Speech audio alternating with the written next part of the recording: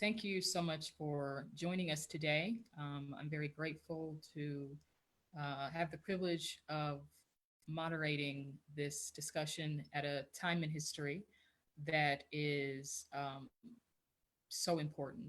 We are at a critical moment, and this conversation is very timely and it is very necessary. And so I thank all of you for joining us today. I thank you for Kepler Institute for hosting this and for your involvement in consistent community building. And want to thank all of the panelists who are with us, who offered up their time. And so before we move along, the first thing that I would like to do is just honor the land which we occupy. And so we know that in 1492, Christopher Columbus sailed the ocean blue, but he did not discover a new world. He discovered a world that was already inhabited by native and indigenous people and populations. And so I would like to take this time now to just honor the original custodians of this land, Indiana, upon which we are meeting today, across the lines, the digital airwaves, and upon which Kepler Institute is also headquartered. And so I would like to honor the Miami Nation of Indians, the original custodians of this land, and the elders past, present, and future that are helping us in this long struggle for justice. And so I'd just like to take a minute.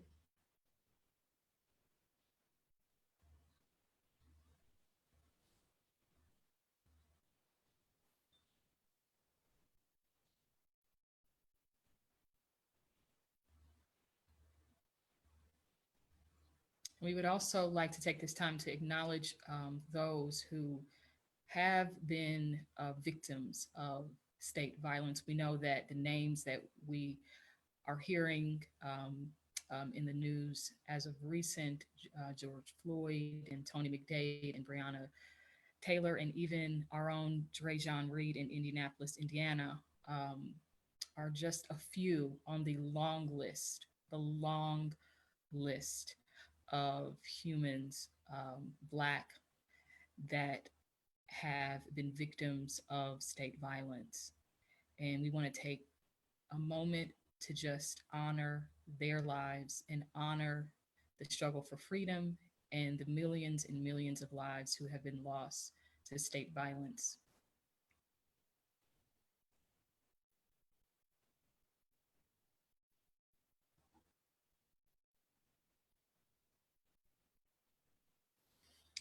Okay, thank you. Okay, so we have an incredible roster of panelists today. And so I would love to just go around and do a check-in with each one of them. And I'll have them to just go ahead and introduce themselves and just tell us who you are and where you come from and how you're doing today. So let's start out with Professor Joseph Tucker Edmonds. It's good to see you. It's good to see you too, Manon. Yes, as Manon said, I am Joseph Tucker Edmonds. I'm a professor at IUPUI in Religious Studies and Africana Studies. I originally hail from Baltimore, so I'm a transplant here to Indianapolis in Indiana, just getting to know y'all folks and the way that y'all are doing. And like today and as many other days, I feel like I'm trying to be hopeful, but I am burdened by a system and a context that does not seem interested or invested in the real logics of liberation, the real possibility of freedom for all folks, the real idea that we could flourish side by side, that those all seem to be counter to the way that many of us are organized. And so I hope that we can have an anti-racist, anti-capitalist, anti-gender norm discussion this evening and really talk about what is necessary as we critique the state and think about real visions for the future, real flourishing for our community. So I'm excited to be here, even under these conditions. Thank you. Thank you so much. No, thank you. And next, let's go with Aghilah. Thank you so much, Manon. I appreciate that beautiful grounding. My name is Aghilah Nadaraj. I my people are originally from Tamil Nadu, India, and were transplanted in early 20th century in Malaysia to identify as Malaysian Tamil. And I came to the States as a 7-year-old and, experience, my experience is through a lens as an immigrant woman of color.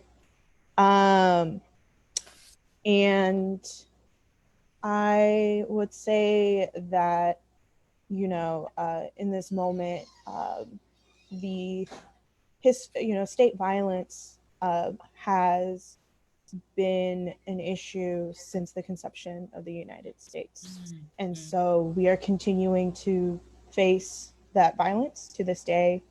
But as long as that history of state violence is, so is as long as that history of resistance from the Taino people to enslaved Africans and the Haitian Revolution to the rebellions and uprisings we see today. So I'm excited to dig in deeper in this topic and appreciate everybody who's on. Thank you so much. Thank you, Aghilah. And last but not least, Keenan. Hello, everybody. I'm Keenan Rhodes. I'm with the Kepler Institute. I am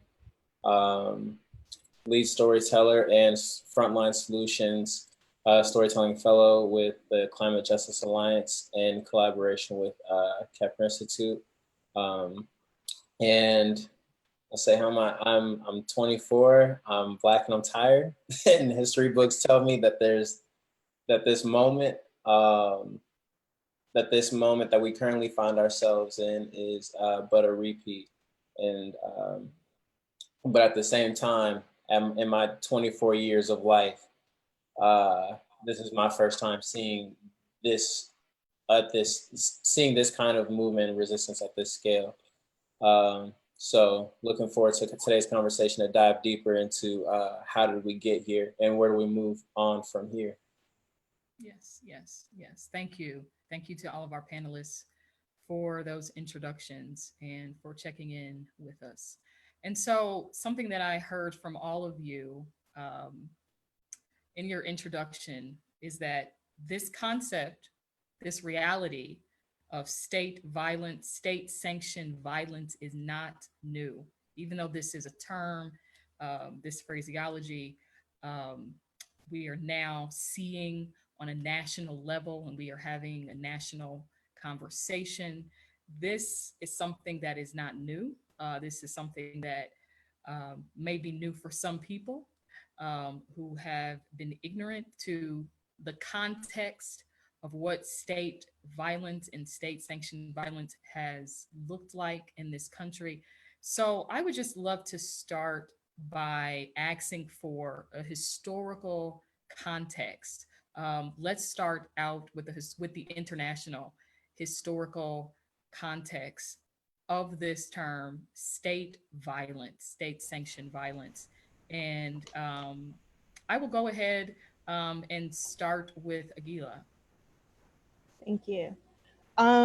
So as I had referenced in my earlier statement, the history of state violence stems from the creation of the state itself.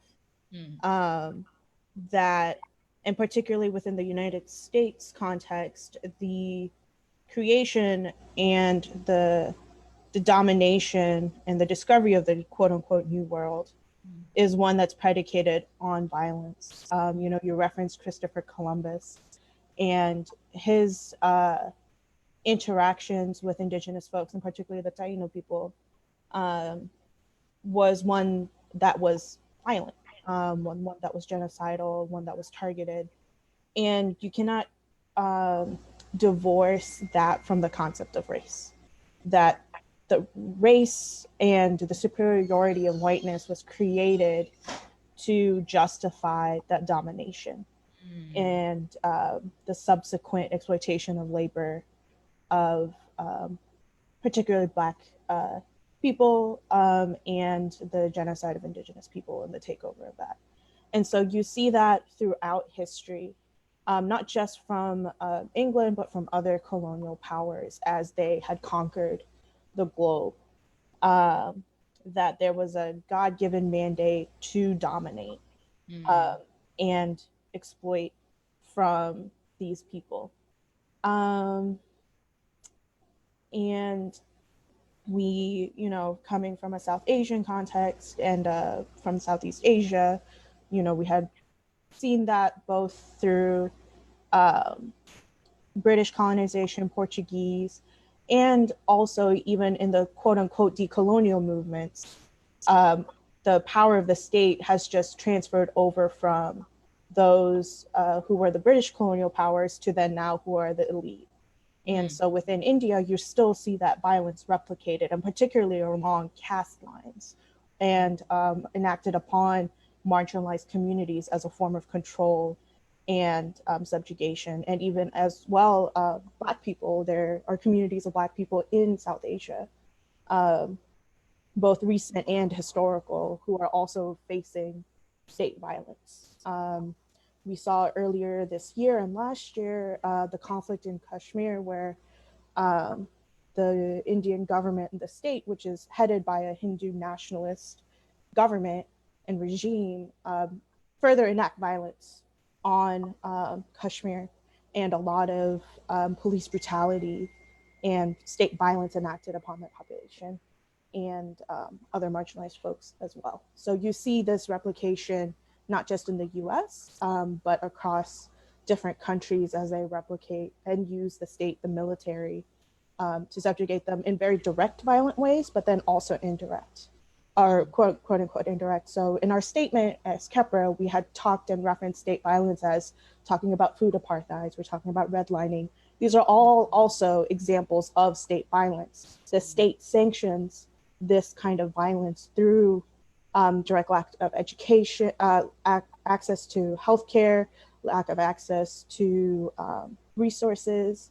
And you see that not just in the organic conduits of state violence, which are often the police and the military and border patrol, but also through different processes. There are a lot of conversation as well as around how social work replicates that in the system of foster care, and along in a very direct history with indigenous populations and communities where their children are stolen from them, and then gone through the residential school system, and also Black children who are also taken from the communities and families.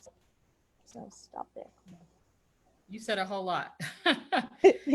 You said a whole lot there, and some of those things I would love to come back to, including this idea that race cannot be divorced from our context of state-sanctioned violence, and we're going to continue to follow that thread.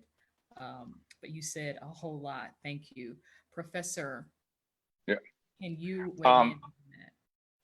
Definitely. I mean, I thank you so much, Aghilah, for that very thoughtful and thorough account of the long history of state violence. And I would agree with you, and just want to add on really quickly that at the inception of the state, and really the inception of the monarchy, right, as the kind of that even precedes what we might understand as the modern state, right? What the monarchy, what the state, what even the neoliberal capitalist system takes on is they take on, or they take over, the decision to determine life and death, right? So when the state emerges, the monarchy emerges, they usurp that power from the divine or from the sacred or from other cosmological systems that had preceded it. And now they take on that ability to determine who lives and who dies, right?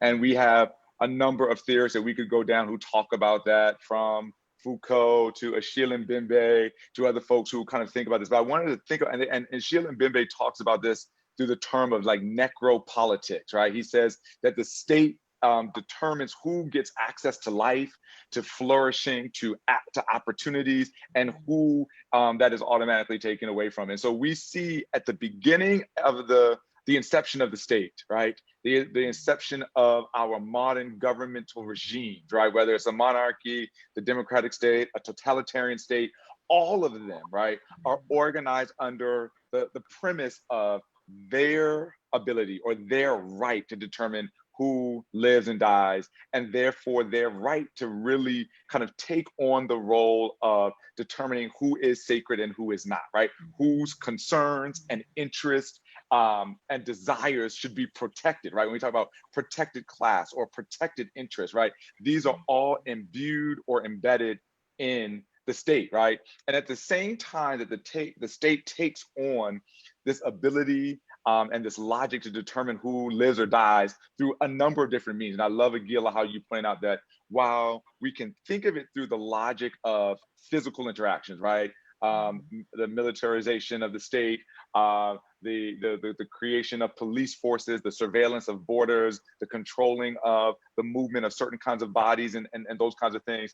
It is also the violence that goes along with the symbolic and linguistic kind of practices, right? The erasure of language, right? That many of us sitting here in this room or listening on this webinar realize that we're not speaking our mother tongue, right? That is a form of state violence, right? That they literally said, if you talk in that tongue, we will kill you. If you read in that tongue, if you practice your spirituality in that tongue, we will erase you and those kinds of things. So that genocidal impulse is not simply a physical genocide, which in many instances it was, but it is a genocidal impulse that is physical, but it is also symbolic, it is also linguistic, it is also philosophical, the erasure and the violent erasure of those types of subjectivities, right? And so the last thing that I want to add is when we look at that long history of state violence, right, in all of its form, we also see that at the same time that the state takes on these powers, at the same time that the state kind of controls these particular divine and sacred kinds of acts, it simultaneously requires that the people that it controls buy into or at least accept the very logic of nonviolence, right? So even though the state is operating under the very logic of violence, right, the very logic of erasure, the very logic of determining life or death, it says to all of its inhabitants, the only way that you can engage or resist or dissent is through, if you can do that at all, is through the logic of nonviolence, right? So it's very interesting that the state is organized around the critical erasure of any kind of resistance or dissent, right? And that's why when we see resistance to the state, when we see these logics of violent or those things that are not nonviolent in the ways that they imagine themselves, the state immediately criminalizes them or talks about them as illegalities, right? Because the state is the only entity, right? That is able to do these kind of violent acts in order to protect and maintain its interests. Anybody else becomes criminalized, anyone else becomes racialized, anybody else becomes objectified, anybody else automatically becomes a person non grata, an enemy of the state, right? And once you become an enemy of the state, then the state can use its full force and might to take you down, right? So if I'm speaking in my mother tongue, I'm an enemy of the state. If I'm challenging the logics of certain kind of constitutional regimes, I'm an enemy of the state. If I'm challenging the logic of white supremacy, I'm the enemy of the state. So there's no surprise then that folks then call on the police, the National Guard, tear gas, and all of these other things, because when we resist the very logics of the state, we become under their logics terrorists, and we must be controlled, subdued, and put down. Wow. Thank you. I really do appreciate that thorough and more comprehensive explanation of what state-sanctioned violence looks like, the symbolic implications, the philosophical implications, the erasure, those more covert and insidious enemies that we don't readily talk about, but that are deeply ingrained in our culture, that are deeply ingrained in the politics of our country. And so I really do appreciate you teasing all that out, bringing all that out so that we can look at the full picture of what this looks like and how it has impacted us. Keenan?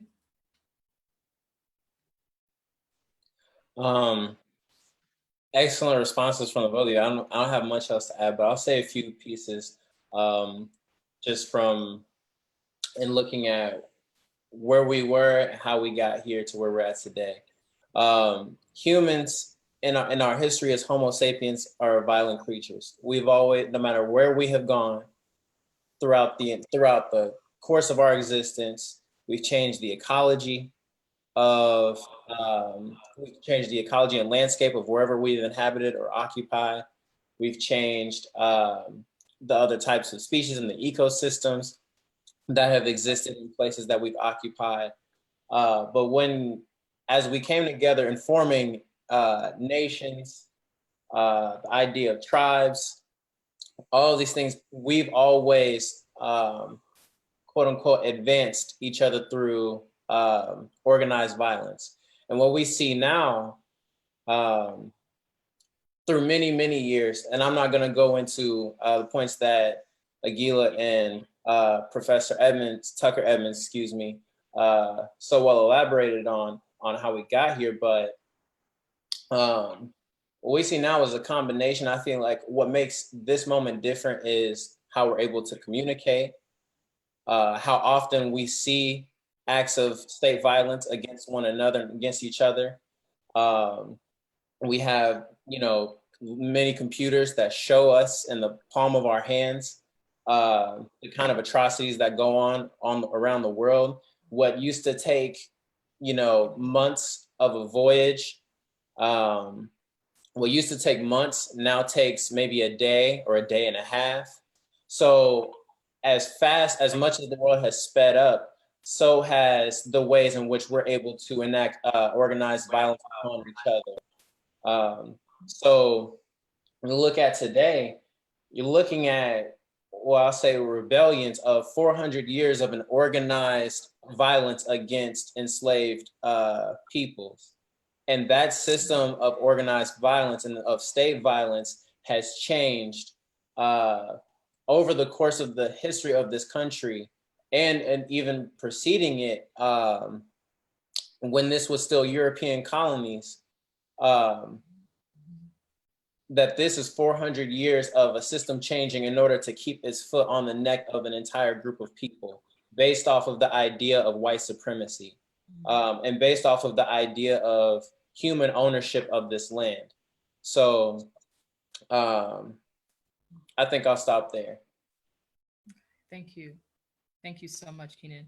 So you mentioned this phrase, organized violence. I heard you state that several times, and I think that that's a powerful term, and I want to dissect that a little bit and bring that into what Professor Edmonds was talking about, the state taking on the decision of deciding who and who is not sacred, and that has to be done through an organization, right? Through organized violence. So tying that into, I want to talk about the role, even the history, the function of the police in this country. I think that is a critical conversation that we examine, deeply scrutinize the history of police and the history of the role and the function of police in this country as an organization. And so, Professor, why don't you weigh in on that? No, thank you. I'm sorry I got kicked off for a minute, but I'm back on. And no, I think that's an excellent point, because in many ways, I mean, we've got to understand, first of all, the police function as functionaries or as proxies for the state, right?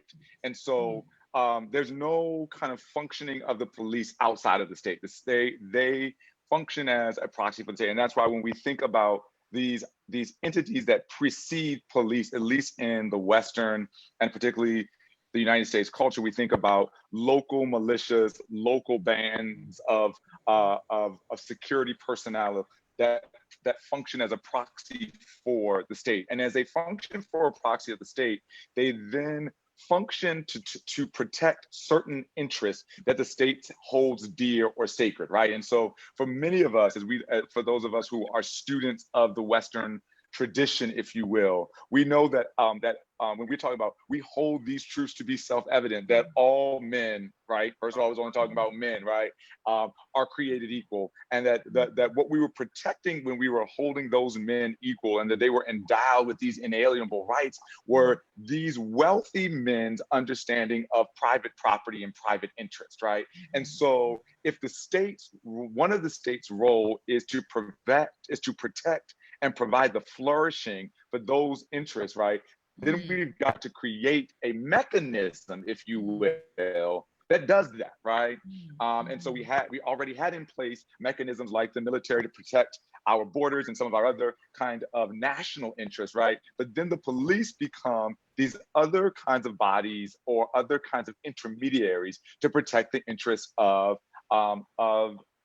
property and the interest that the state is kind of has been deputized to look over. And so that's why very early on, right, or really at the beginning of the police state here in the United States, right, the police's goal were to control and protect and to maintain white supremacy, right? Because if the only bodies that could actually have property, if the only bodies that were understood as sacred, if the only bodies that are actually connected to the apparatus of the state are white property owning men, and then the police are supposed to be the very apparatus that keeps that state in place, then their primary function is to protect and to keep in place white supremacy, right? And so that's why none of us, I know none of us on this call are shy, but when we're talking about defunding the police, kind of moving back from 350 years now to the present moment, we're talking about dismantling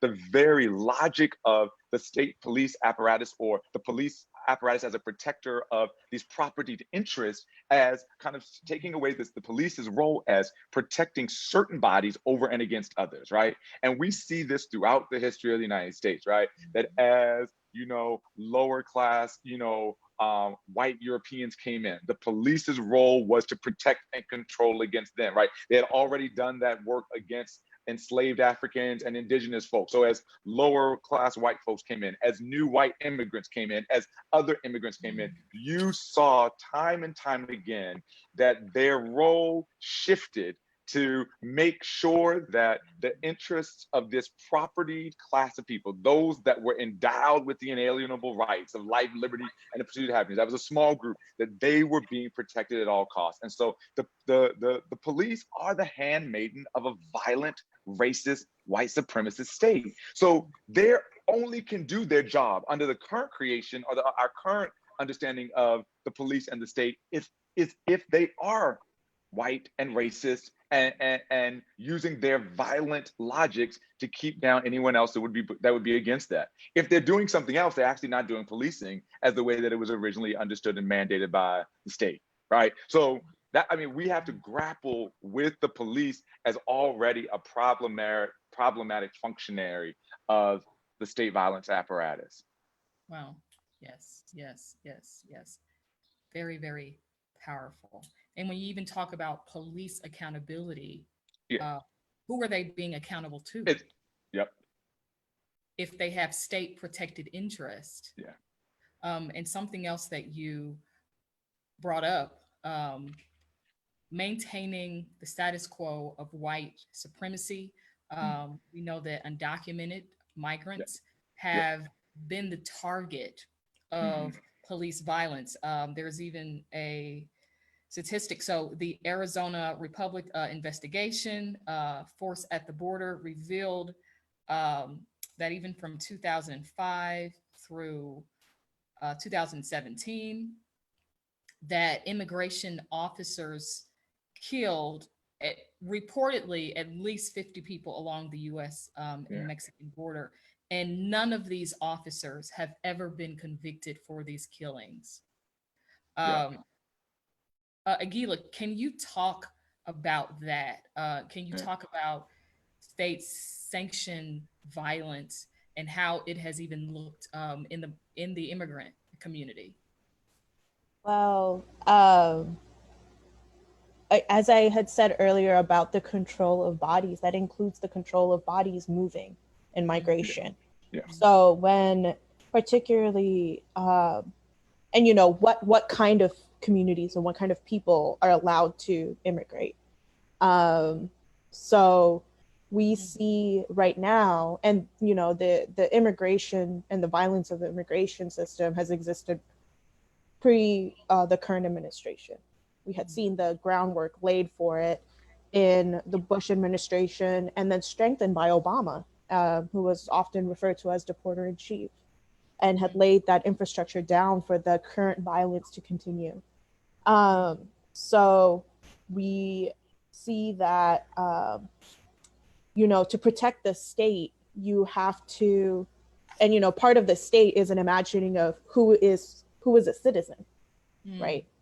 So people of color, regardless of their physical status, like, they may be a citizen in paper, but that is not an action. White people, and particularly those with access to wealth and power, are considered citizens. And so therefore all other bodies are not. And that violence is reflected in how we control movement, and then who gets access to power. So that's why you're always going to constantly see different groups being afforded whiteness. So from the Italians to Irish people, and then now the theory is that a lot of white Latinos are going to be offered the access to whiteness. And so, okay, so I'm going to go back to the piece around immigration. So despite the fact that, the inherent contradiction that a lot of these folks who are, as United States are deeming foreign or not of this country, actually have indigenous roots to the continent. But the creation of the border then says, well, no, you are not allowed in, and you are not a citizen, and therefore not human. And then we can enact whatever violence we want on you. And it's not just folks, a lot of the conversation is around Latinx folks, but you also see a lot of undocumented Black immigrants also being victims of this state violence. And we have been talking about children in cages and how Border Patrol and ICE, abolish ICE, has been a demand as well, coming out of abolitionist communities and immigrant justice communities, because we know that this, it's not about safety, and it's never about what is good for the country. It's about who do we deem as threats, and then how do we control that population. And we also know that the young people who are in detention are also now being trafficked within the country under our adoption systems and our foster care systems. And, very eerily replicating this kind of assimilationist model that the United States and Canada and other countries have done to do towards indigenous populations as well, to strip them from their culture. As Professor Tucker Edmonds had said, the violence is enacted physically as well as culturally, spiritually, and emotionally. Yes, thank you. Thank you for that context. Going to you, Keenan, you mentioned a little bit in your introduction about why this moment is unique. And I would love for you to draw out some of that for us. We saw a wave of protests sweep across the country in 2015. And then 5 years later, we are coming back to protest against the use of deadly force by police. We are having a national conversation about defunding the police, about reforms, about abolishment. And there are different people who kind of exist within those different schools of thought. So what makes this moment unique in the long saga of United States state-sanctioned violence? Can you talk a little bit more about that? And I would just like to offer this statistic that in 2015, after the wave of protests that swept across the nation, the Washington Post started a project to track how many people yearly were killed by the police. And in 2015, it was nearly 1,000 people, twice as many as ever documented, because even the documentation of who has been killed by police has not been reliable. And then every year after that, it was the same, despite efforts for reform, despite changes like de-escalation techniques, that same trend continued.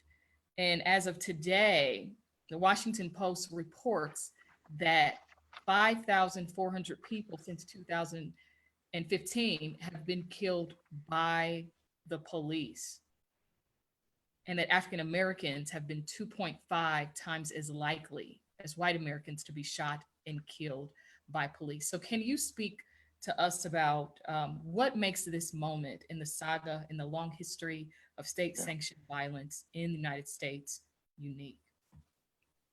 For sure. So I'll start with saying, actually, I'm going to go back to first 1945 with the development of the atom bomb. And it's critical because I'll start with saying technology, the advancement of technology and the development of weapons and tools of destruction, it's what has propelled America to empire status. So, and when America was able to develop nuclear weapons, America gained the ability to hold the entire world hostage because it had a tool that could end life as we know it. What we see here with police in this country is a microcosm of international state violence that's been enacted since the beginning of this country. America to this day holds the rest of the world at the tip of the gun in order to enforce its ideas, in order to stop the ideas or destroy ideas that are a threat to its values of white ownership of the planet. And also anything that is not good for business. So it's also talking about control of resources. So what we see now with police are an exact function of that here at the local level, to quelling the idea of rebellion, quelling the idea that is of anybody that's considered an enemy of the state, and going along with everything that Aghilah and Professor have already stated about who qualifies as an enemy of the state. What we see now, though, and what I alluded to when I began, was now we're in the midst of a global pandemic with COVID-19 that disproportionately affects some people, specifically Black people and communities of color in this country, because of all the pre-existing conditions due to environmental racism, living around coal, being redlined to live around coal factories and coal plants, even that those were even the only jobs in 50s and 60s that Black people could even get and earn a decent wage. And the fact that those companies were removed from neighborhoods, but still left with all this environmental pollution that we had to breathe in. Living by or near polluted waterways, actually having to drink poisoned water. So we're already vulnerable people. And so all of the things in the past that we've experienced, just even in the past 100 years with the development of technology, puts us in this unique place where I'll say, first, you have a large group of people in this country that already have many pre-existing conditions that are affected by this virus that's going around. So it's even as we gather in the streets to protest the unjust killings of people violently in the streets, it's still even dangerous for us to gather in mass. The reports that I've been seeing in, from ranging from Twitter to independent journalists, the narrative is already that the protests and not the reopening of businesses, the protests are causing an increase in cases, as the United States is by far the country with the largest number of cases in the world, with 2 million cases and almost at 115,000 deaths. And then we're also steadily, not to mention that we're steadily deporting folks, including immigrants that are infected with COVID. And so we're continuously also spreading the virus. I'll say that's one of the main indicators that makes this moment different. In addition to that, you have the surveillance technology that is available to us now. You have computers and the size of, not even the size of your hand, that we carry around every day, that also is used to track our information, our data, our thoughts and opinions. And a few others. I would say those are the main. And then also, I would say an open white supremacist in the office, but white supremacy is not new to the office of the to any level of government in America. At this level, though, with all of these factors compounded, though, it does put it at a different place. Not to mention the scaling back of any rights that we had gotten from the civil rights movement. And what we're looking at, to me, in my opinion, is now we're at a situation where we're faced with the end of the delusion of democracy. Yes. So you have polling places where people have been, polling places have closed down across the country ever since they repealed parts of and there was a Supreme Court decision that was made within the last 10 years to repeal parts of the Voting Rights Act. And there have been many people in government and local levels across the country that have used that to close polling places. There are people that are waiting hours and hours and hours in line in order to be able to place one vote. And then on top of that, even in the midst of a pandemic where the next best option for people to be able to exercise their right to vote in this country of mail-in ballots is now being attacked by the very president of the United States, as well as his Republican colleagues. So, and also the USPS is, doesn't have enough money to make it through past September, which is 2 months before November's elections. So a lot of those things are what make this moment very different, very unique. And also the fact that we're all experiencing this virus at the same time around the globe. So I'll leave it there. Thank you. Yes, thank you so much for that poignant perspective and bringing in, yes, even the pandemic that we are living in now. Exactly. Which prompts us to ask these deeper questions. Why are African Americans disproportionately being affected? Looking at that as state-sanctioned violence. Yeah. You said something that excited Professor Tucker Edmonds. You said this collapse of the delusion of democracy. Wow, that is a powerful statement. And I want to dig a little bit more into that with just asking, where do we go from here? Are there viable and plausible ways to combat state-sanctioned violence? Do reforms work? What actually works? And so I want to talk a little bit about that. And and Professor, why don't you? Yeah.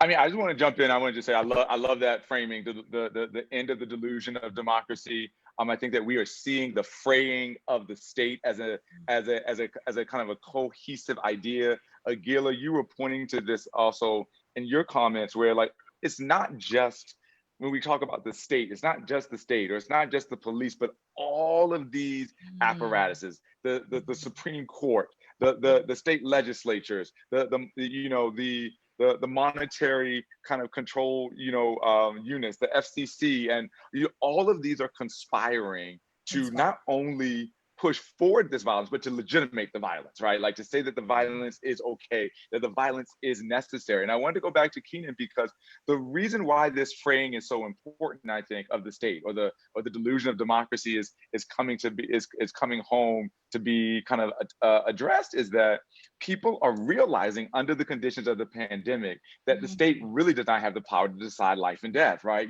Like the pandemic is basically saying, look, everybody's dying. Yeah, and again, we're seeing disproportionate impact, but and I think that's exactly why you see some of our white brothers and sisters flouting the demands to stay in, right? Because they're scared that if they stay in and they actually agree with the logic that the state no longer controls life or death, that also means that the state can no longer protect their interests, right? They can no longer protect white supremacy. They can no longer protect the idea that these values and interests should be maintained. So we got to, as a white person, I mean, and this is why I think a lot of our, poor white brothers and sisters went out and voted for Trump, right? Why they're going out in the midst of a pandemic is because their trade-off is about maintaining the very logics of white supremacy. And they're willing to do that at all costs. But I think that right now, you're exactly right, Keenan. And I think that we're seeing that it is frayed to such a degree that folks are starting now to push back. So folks are starting to see the fragments and the fissures in the state, and now they have to figure out, what do we do? What can we argue or imagine in place of that, right? And I think that, Manon, you're right on point, that I think that we're moving beyond the logic of reform, really thinking about what does an abolitionist kind of model look like? What does an anti-colonial kind of framework, what is a liberationist, and that is going to mean a lot of things that I think even folks of us who are listening to this conversation won't be comfortable with, right? We're going to have to rethink our relationship to capital, right? We want to be out and protest and demonstrate and push back against, but we still want our Uber Eats and our, and our Netflix simultaneously. And like, we're going to have to think about how those can't coexist because they are constituted by the same logic, right? The desire to control every airway and to deliver food in 2 hours and to make sure you can only go to one place to get your soap and your toilet paper is the same logic that is built upon choosing winners or losers. And if we are going to say that we are against that logic, we have to also be against these other practices and these other these other ideologies. And that's hard because we've become used to them in many ways. Yeah. And the whole system becomes challenged then, the whole system, like as a whole. And so it's like, it's like you start getting to the bone, right? It's like you start hitting the bone of how we have built our entire system, our entire capitalistic system that we have all relied upon, that we have all become so used to, that is ingrained, right? And so, yes, so to then challenge that, and, you even talked about the quelling of protests, right, as pushback and why that is.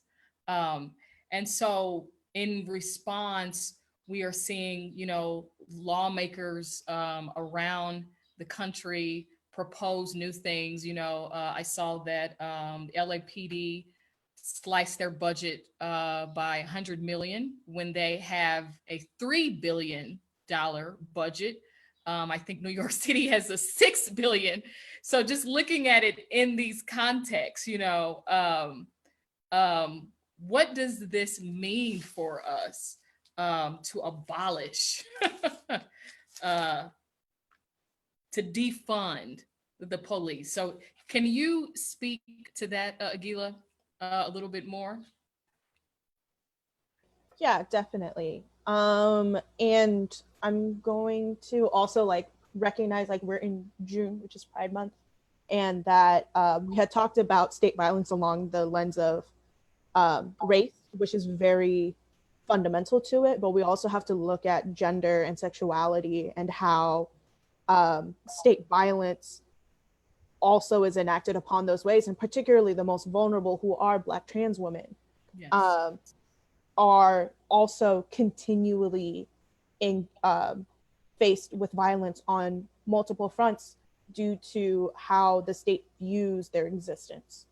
And that, you know, we are also seeing that there are histories and stories of resistance from that. So Stonewall, the creation of spaces by Black and Latinx and like other LGBTQ folks who've created and carved out space for themselves, and communities of color have created to resist against that and against a capitalist system. So Fannie Lou Hamer had practiced that in how she had interacted and created resilience in her community. We have seen that, and there's a long history of it. To plug Jessica Gordon Nemhart and Collective Courage, a long history from enslaved Africans under chattel slavery of creating those systems of resilience and community resource sharing to fight directly back against state violence. And I'm bringing that in because those are fundamental to the abolition of police that we have seen time and time again. You know, I wouldn't call myself an abolitionist. I'm a student of abolition. I'm still learning, I'm still practicing. But this is a long history that folks have been invested in, you know, from Angela Davis to Mariam Kambe. There's so many people who have been working in this field and looking at how do we really exist and live in different ways that is not replicating the violence of the state. You know, our Lord had said it so beautifully, like, you know, the master's tools will not dismantle the master's house. Yes. So, and, you know, and it's not talking to like violence or nonviolence, it's specifically talking about how our individual relationships to power, you know, we cannot we cannot abolish the police and replace it with something that still replicates it. Right. The same dynamics, just under a different name. Like, you know, we cannot rebrand the police like we rebranded the slave patrols to the police. So there's a great like step-by-step process, you know, an 8 to abolition step of like, here are some specific steps and policy reforms that we can do on our way to abolish the police. And that's stuff like getting rid of civil and asset forfeiture, where the police can literally take your money and your property and your resources. Getting rid of the police in schools. That is a concept that is nearly unheard of outside of the United States. Like, why are we putting armed policemen in our schools? And we have seen how that has disproportionately affected our Black and brown children. There's unfortunately too many videos of police being violent towards young Black people. So really fundamentally looking at like, how are we, and this is also, how are we addressing our harms towards each other? How are we engaging in process and relationships with each other that's not rooted in the fundamental dehumanization of each other? And there is a lot of work that's being done around that. Like, you know, we cannot, and Adrienne Marie Brown says this beautifully in Emergent Strategy, like, we cannot just dispose people, because that's what the current state does, is view people as disposable, as not worthy, regardless of whatever harm they have created. It's how do we move away from that as a community, as people? You know, we are human and we make mistakes, and how do we fundamentally address harm that actually respects those victims of harm? So oftentimes the argument that comes up is, well, if we abolish the police, what about the rapists and murderers? Well, is the current system addressing that properly, or is it just perpetuating the same harm? So, and you know, a lot of people in this field of abolition are survivors, and they realize, like, you know, we never got the help that we wanted from the system. It just replicates the same violence. And, you know, police officers also are seen and like have been shown, like 30% of police officers are domestic abusers, and that one of the main complaints against police is sexual assault. And, you know, women of color and LGBTQ folks are often disproportionately harassed and assaulted by police, and that it is protected by law in several states, and especially against sex workers. So we have to really look at, as we abolish the police, what is the institution building, the community building, the practices that we are engaging on a day-to-day level that is in direct response to the state, that is very different and antithetical to how the violence of the state. So I think I'll leave it at that. And I think that's a very, very powerful question. And I thank you, because I would even just love to start hearing from our audience and from our guests. And so as we tear down one system, right, we have to be able to build sustainable models that are, like you said, antithetical to what we've seen. The harm-free zone in Durham, North Carolina is building community knowledge and a model to enable community members rather than the police to be called upon as first responders. And so this is going on right now. And they are training people who are interested in intervening in situations of harm without police intervention. So what can these models look like? Keenan, would you like to weigh in on that? And then if you have any questions from like the audience, as we are, it is now 4:03. And so we have roughly about 20-25 more minutes. And so I would love to hear from you out there that have questions, because we definitely want this to be a dialogue that we are engaging in as a community, and that we are thinking about models as a community. And so, Keenan, if you can weigh in a little bit like on that, and then we'll start taking some questions. Okay, so one of the, I'll say one of the models, and it's one that's been very relevant, prevalent even during the midst of this pandemic, even the idea of mutual aid and communities coming together to support communities and provide each other the resources that we need in order to be able to survive, not even just survive, but also thrive. So, and then also I'll say it requires a different value set and a way of being. As Professor Tucker Edmonds mentioned, we can't put down the toys. You know what I'm saying? We can't put, so even our addiction to our way of life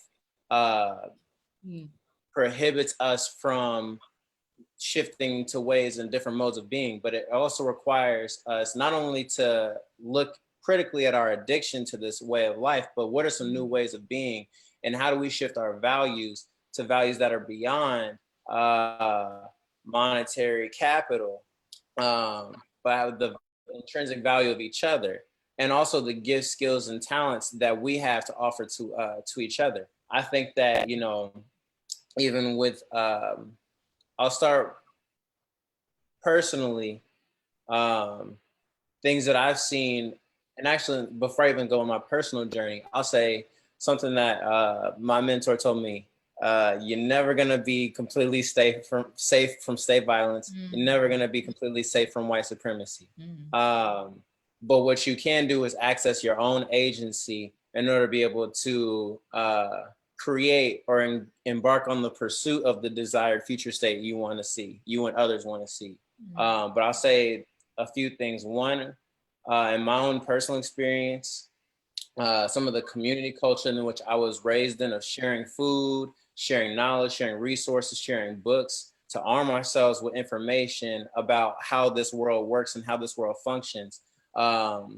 Also, different ways in which I've seen people come together to be able to control their own resources so they don't have to continuously operate inside of capitalism in the traditional way for the things that we need. We know we need food in order to eat. That's one of the basic necessities for living. So people coming together, even here in my own neighborhood and with Kepler Institute, seeing Growing Good in the Hood, that's right here in the community, in a zip code that was considered one of the most dangerous in the city at one point, 46208. They're growing food right there, right there on the lot. Got food growing on the side of my house. And that's all a community effort of people coming together to provide their knowledge of how to grow food, and then teaching and showing as an example, this is how you do it. This is how you take your own life and your own matters into your own hands and your own resources into your own hands. Another one is, I'll say that's one of the main ones. And then also just historically, Black people have always had that sense of community that helps us survive very treacherous moments in our collective history in America. Cooperative movements were very popular in even during time. I'll say community culture has always been a staple of Black community, but you saw it in times of slavery with people saving up money collectively in order to be able to buy each other's freedom. You saw it when it came time for during the era of the Great Depression with cooperative models. You saw it with the work of cooperatives in the South with folks like Fannie Lou Hamer. So it's a long history of people coming together to pull together their resources in order to be able to collectively move forward and then create within doing that a new way of being, so that we don't have to just keep on doing the same old dance. But like I said, you know, all you can do is what you can, because this state it's not playing. And we see what the National Guard and what the police are doing out here to protesters that are fighting just for the idea of saying, stop killing us. Yes. Of what they are doing in response for a public's cry for a right to life and right to exist and be. So and I urge everybody that's listening to continue to do what you can, and even using your gifts, skills, and talents and sharing those with people. And our idea in existence as humans does not have to be tied to what do we own materially, but what kind of value do we have intrinsically, and how can we share that with each other to build a world anew? Thank you. Thank you. Thank you so much. We have our first question. Thank you to everyone speaking. I appreciate what Professor Tucker Edmonds said regarding the conveniences of white society and our current relationship to capital being inseparable from white supremacy. How can we speak more clearly about what white individuals and families, myself included, need to give up? And is giving up that type of power, control over capital, a prerequisite of dismantling the current structure or a symptom of other actions? Is it the chicken or the egg? So again, how can we speak more clearly about what white individuals and families, myself included, need to give up? And is giving up that type of power, control over capital, a prerequisite of dismantling the current structure or a symptom of other actions? Is it the chicken or the egg? And I'll let Professor Tucker Edmonds, you can answer that, and anybody else on the panel who wants to. Yeah, I want to keep us. I love the conversation and the engagement. Aghilah, Keenan, Manon, it's been great. So I want to keep us all engaged. I don't want to talk too long about that. I think that the redistribution of resources is an important first step in this. And so, I think that dismantling or rearranging our relationship to resources, I think, and Keenan, you gave us a number of different models that we could think about in relationship to that, right?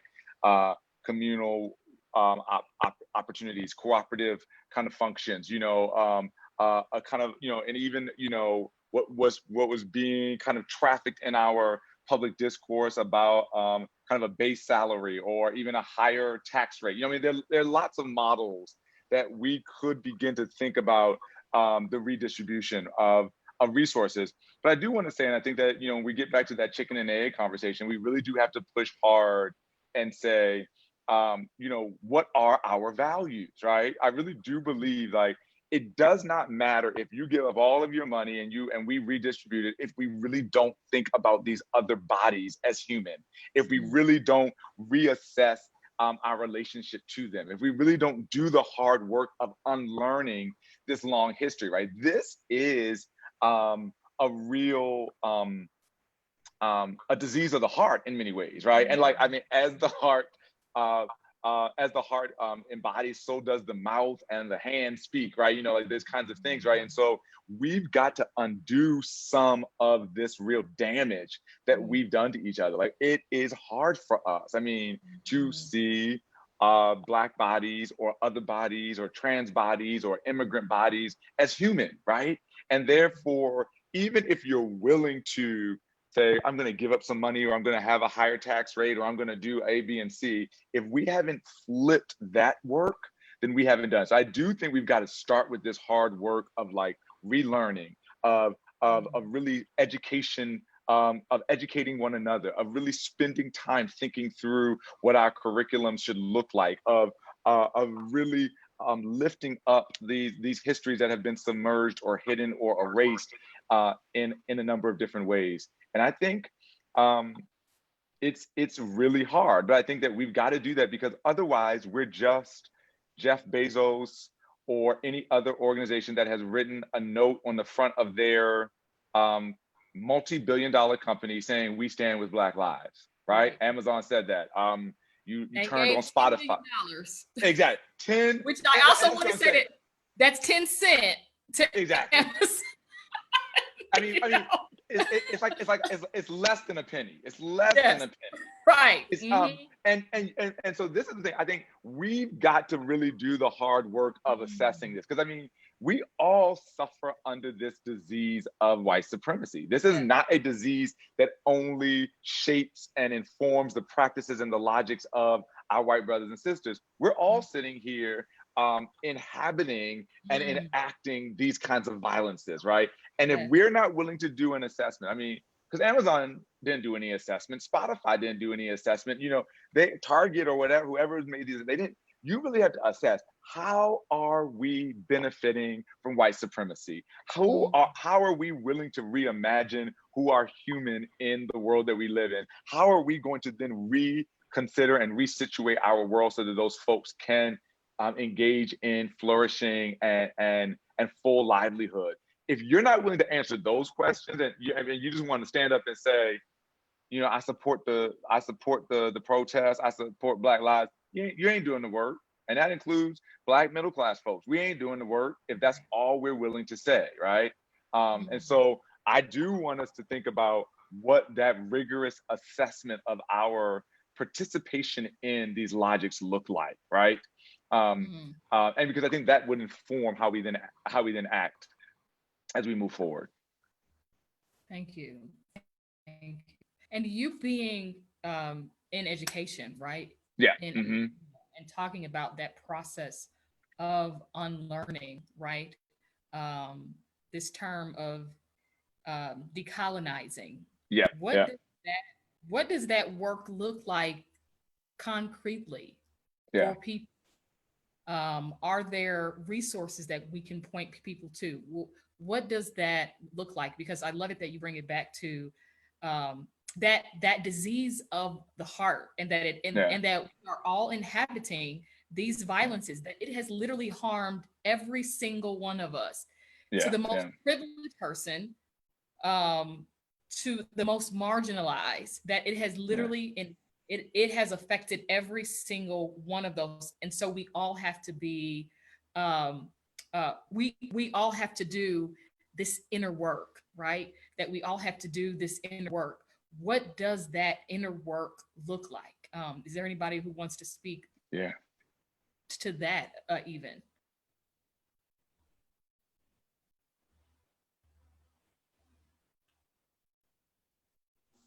I would say, fundamentally, you start, the work of educating yourself, but also being in community with people.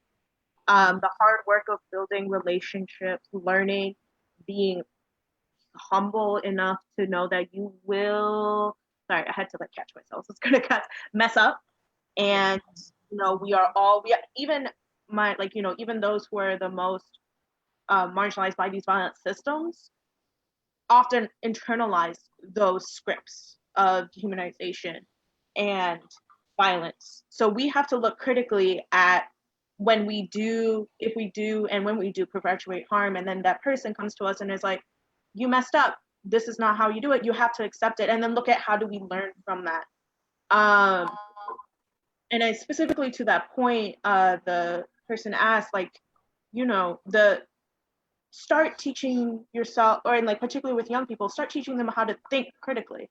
It's not necessarily like, oh, this is like, we need to make sure that you learn Foucault or all this. We need to learn about how you think. When information is presented to you, how do you digest that information? Where is it coming from? What is it trying to tell you? So the very basic skill of critical thinking is very important. And that is something that the education system is not going to teach you. That education exists, as important as reforming and making and creating those culturally relevant spaces and critical thinking. We have the agency within our own communities, within our own relationships and our own spaces to do that. Attending webinars like this, reading articles, reading books, and not just books, like watching videos, listening to music, and engaging in different artistic practices. Because I think as an artist, Manon, how critical and important art is to imagining the future. The entire discipline of Afrofuturism is very much rooted in that. How do you create these radical imaginations of the future? And how do we then, as Keenan said, start creating and working towards that future state? How do we in our own daily practices, how can I engage with somebody in a way that's based in recognizing their basic humanity? How do I move in ways that's cooperative, not just in a business structure, but in how I share my resources and my time and my skills and talents? So, yeah. Thank you. Keenan? Yeah, I'd actually like to read this quote that came from an article that was put out in the Indie Monthly, written by Diop, and I think it just speaks to so clearly just that new way or new mode of being, and also as community members that A, we have all that we need, and then B, that it is up to us to decide our collective future and to build that desired future state. So this is from Diop. I've experienced a lot of pain, anger, and frustration over the last few weeks especially. It's good to see that people have had enough, that they really need and desire something different. And they are at the place where they feel they're going to publicize how they feel. When the awareness is made, when the struggle is publicized, there needs to be conversation among ourselves, as well as the culture at large, about how to empower our community and what that looks like. It's one thing to demand justice, but true justice is being in a position of power to define what that is. That's liberation. That's very, very powerful. Thank you. And that was written by Indianapolis's own Diop, who is a community builder and hip hop artist and writer, and among many, many other things. So thank you for that. And there is this, yes, being in community with one another, that it's going to take all of us together collectively to reimagine what this looks like for us. So are you are you hopeful? Are you all hopeful? And then we have a yes, and then we have a question. Yes, if each panelist could also recommend a book to read, great, because we definitely want to narrow in on resources. And so, give us books, give us websites, give us community models, folks who are doing this work, who we need to be following. So we really even want to just highlight resources. And so if every panelist could give us a book that you would recommend, and then also, are you hopeful? And if you're not, then that's okay too. Because Ta-Nehisi Coates, he said, I'm not hopeful. Yeah. And he says, my job is to write the truth, but it's to not be Right. hopeful. Right. And so, I mean, I think, I mean, I'll start off a little bit. I mean, I think that I am hopeful and to the degree that I feel like we have within us, like the language of our ancestors. We have in us multitudes. We have in us the possibility of imagining a future that's different than the one that we've ever seen, right? And so I think that, like, I live in a place of pushing us to think and to hold on and to hold each other tight. Like, I think that this moment we're supposed to be doing this kind of work. We're supposed to be holding each other close. We're supposed to be thinking collectively and thinking critically and thinking passionately about these topics. And so, yeah, I am, you know, really hopeful. Now, hopeful doesn't mean it's going to be easy. It doesn't mean that it's going to come without work. Hopeful doesn't mean that I think that it's just going to, you know, pop off tomorrow and everything's going to be better. I think that we've got, you know, to do the work. I mean, I always look back at, you know, I mean, I think of a number of books that I love, like, you know, The Red Record, you know, and I think when we look at, you know, Ida B. Wells and her accounting of lynching in the late 19th century, early 20th century, it's so powerful to me because this was a woman and a group of people that were going around doing what we're doing today, saying we've got to write down every time that it's happening. We've got to make an argument here, not only for the white supremacist system that we live in, but really for ourselves. We've got to remind each other that we have value, that we are humans, that this is what this system does to us, right? I mean, because if you read The Red Record, if you read Ida B. Wells, she starts off by saying, these are all the logics that they used to kind of say that lynching was okay, right? And many of us have accepted these logics, right? Black folks are, you know, predators, and, you know, Black folks are more sexual, you know, like Black folks have not really, you know, assumed Christianity, or like, oh, and she was like, these are not true. We are human, right? That's where she started, right? And then she goes on to say, let's now look at this, right? You know, so I think that, like, going back and looking, you know, at those particular moments are so powerful. Looking back at David Walker's appeal to the colored citizens of America. I mean, I'm talking about some historic texts, right? But again, these are texts where these folks said, yeah, I'm going to appeal to the broader world, but I'm also going to appeal to Black folks. I'm going to talk to Black folks first. I'm going to talk to brown and Black folks and say, like, we've got to believe that there's something better for us out there. Like, and that can't come out of the imagination of what we've seen or what we've been given or what we think is okay, but it has to come out of other things. I think, Aghilah, you're pointing to this with the Afrofuturism discourse, you know, and then as we fast forward, I mean, I love Brittany Cooper's work on, you know, on Black feminism and, you know, and beyond respectability, and, you know, I mean, there's so, I mean, I could go in, but I mean, we've got to think about how, and the reason I point to someone like Brittany Cooper and other folks that, and Sean Crawley, who's great work, who does on Black gay and Black sexuality and Black embodied movements. I point to folks who are saying we've got to crush the hegemony of respectability. Respectability is killing us, folks. yes. Who we live with, who we talk to, who we see as conversation partners, what we should look like, how our hair should be done, that is destroying us, right? And we've got to, like, push that out and really fight for the possibility of liberation. So anybody, like, who's willing to do that work, who's willing to push back against that, like, I'm down for them. Like, I'm trying to hear from them and learn from them, because that's the prison of our own making, or a prison of our own acceptance, that we've got to push back against and really live powerfully and differently in response to.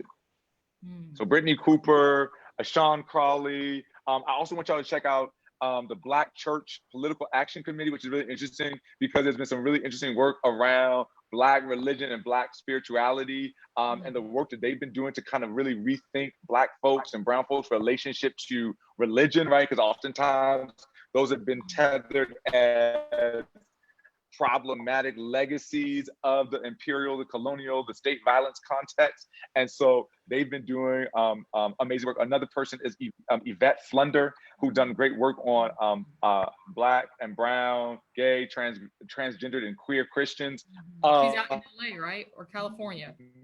Amazing. Mm-hmm. Out of California, yes. Mm-hmm.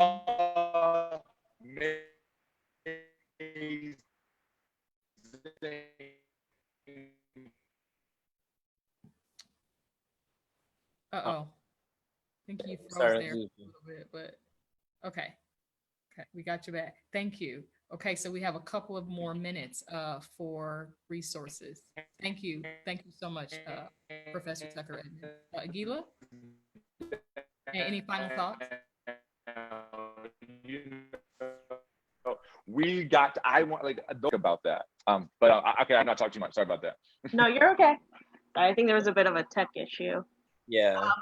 But I will also say that, I think to go off kind of what I was saying earlier and kind of low-key plugging today's event, Afrofuture event, the Sunra documentary, I think Joyful Noise, which is on Amazon, will be airing today and having a discussion, is really great and really speaks to and is a bit of a historical example. But that documentary, and then I would say Emergent Strategy really also informed a lot of my thinking about like how do we approach that, and being hopeful in the midst of very difficult times.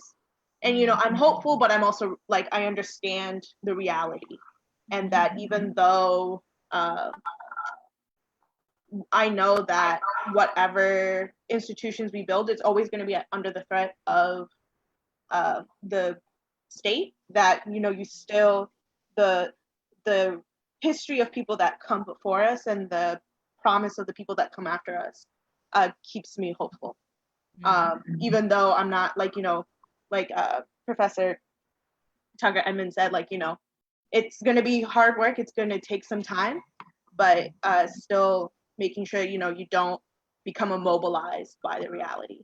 So I would recommend, yes, the Sunrise documentary, Joyful Noise, and Adrienne Marie Brown's Emergent Strategy, and then also Octavia Butler's Parable of the Sower.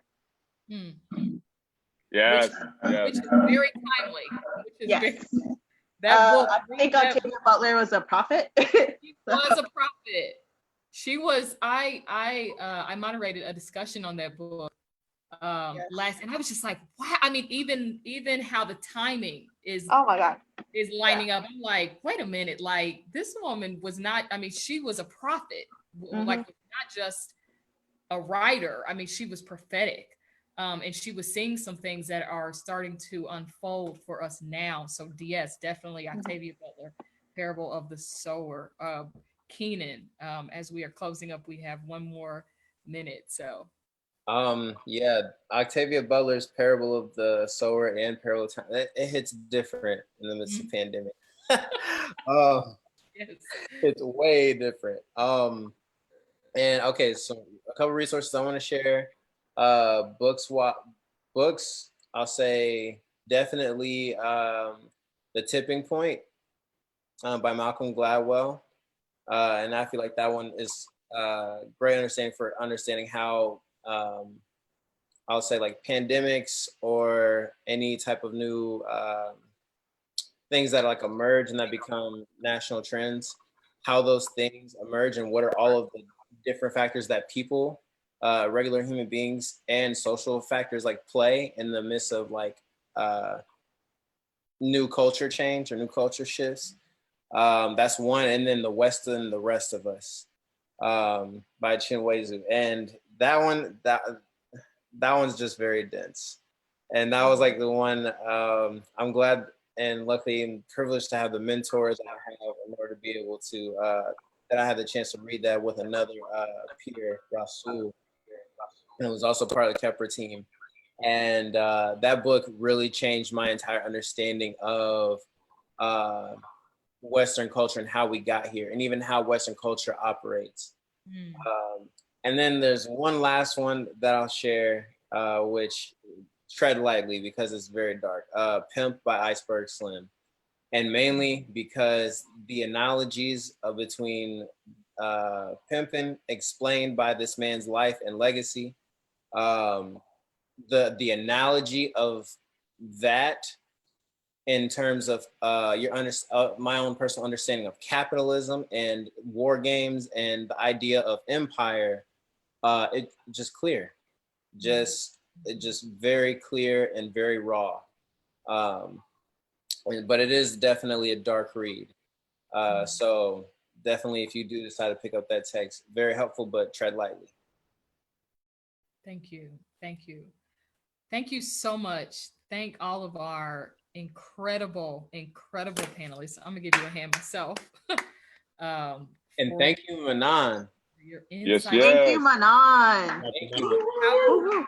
This was a powerful conversation. I mean, like we just could have kept going and going and going. I was looking at the time and trying to hit certain things, but we just could have kept going and going and going. But I want to encourage, even those listening, that this conversation doesn't need to stop here. That we do need to be having these conversations in our community, with our friends, with our families, with our churches, with our academies, our institutions, our organizations, wherever we find ourselves, wherever we align, we need to be having this conversation right now.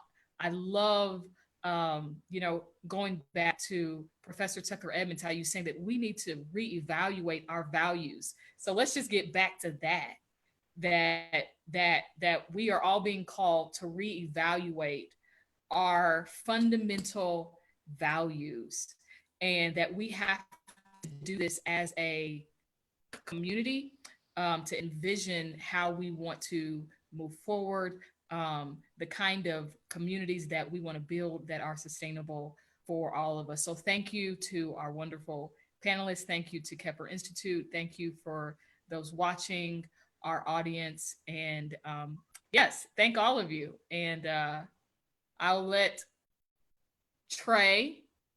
Yep. I mean, you did it all. You did it all. I just want to thank everybody again. Like she said, thanks for watching. Thanks for Facebook tuning in as well. Thanks for everybody asking questions as well.